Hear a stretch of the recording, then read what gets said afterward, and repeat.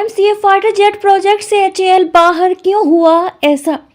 भारत की बहुप्रतीक्षित 5वीं पीढ़ी के लड़ाकू विमान advanced medium combat aircraft AMCA को विकसित करने और बनाने की रेस से हिंदुस्तान एरोनॉटिक्स लिमिटेड एचएएल बाहर हो गया है। इस दौड़ में 3 निजी कंपनियों को शॉर्टलिस्ट किया गया है। इन तीनों में से किसी एक को एएमसीए प्रोजेक्ट को पूरा करने की जिम्मेदारी सौंपी जाएगी।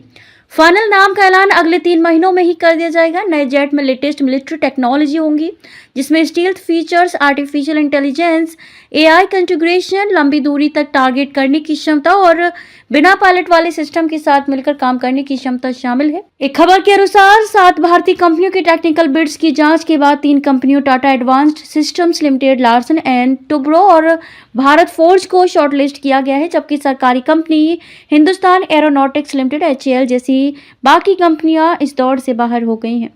शॉर्टलिस्ट की गई कंपनियां अगली पीढ़ी के जेट्स के प्रोटोटाइप बनाने के लिए डिटेल में कमर्शियल प्रपोजल जमा करेंगी, जिसके बाद 3 महीनों के अंदर फाइनल विनर का सिलेक्शन होने की उम्मीद है। बोली लगाने वालों को यह साबित करना था कि उनके पास एएमसीए डिजाइन को समझने की टेक्निकल क्षमता है और उनके पास डेवलपमेंट, इंजीनियरिंग, मैन्युफैक्चरिंग इक्विपमेंट्स और टेस्टिंग सहित बाकी चीजों में पर्याप्त अनुभव है। इस बोली में एक क्लॉज में बड़ी बकाया ऑर्डर बुक वाली कंपनियों को भी हतोत्साहित किया गया था। हालांकि सभी प्रमुख भारतीय मैन्युफैक्चरर्स ने मेगा कॉन्ट्रैक्ट के लिए बोली लगाई थी, लेकिन short listing technical expertise, manufacturing capabilities, order book और फाइनेंशियल मजबूती के आधार पर की गई थी। योजनाओं के अनुसार इस बोली का विजेता एरोनॉटिकल डेवलपमेंट एजेंसी एडीए के साथ मिलकर एएमसीए के 5 प्रोटोटाइप बनाएगा। मंत्रालय ने प्रोटोटाइप स्टेज के लिए 15,000 करोड़ रुपए का सांकेतिक बजट आवंटित किया है। हालांकि एक बार जब विमान साबित हो जाएगा और वायुसेना द्वारा ऑर्डर दिया जाएगा तो अंतिम ऑर्डर इसके कई गुना होने की उम्मीद है।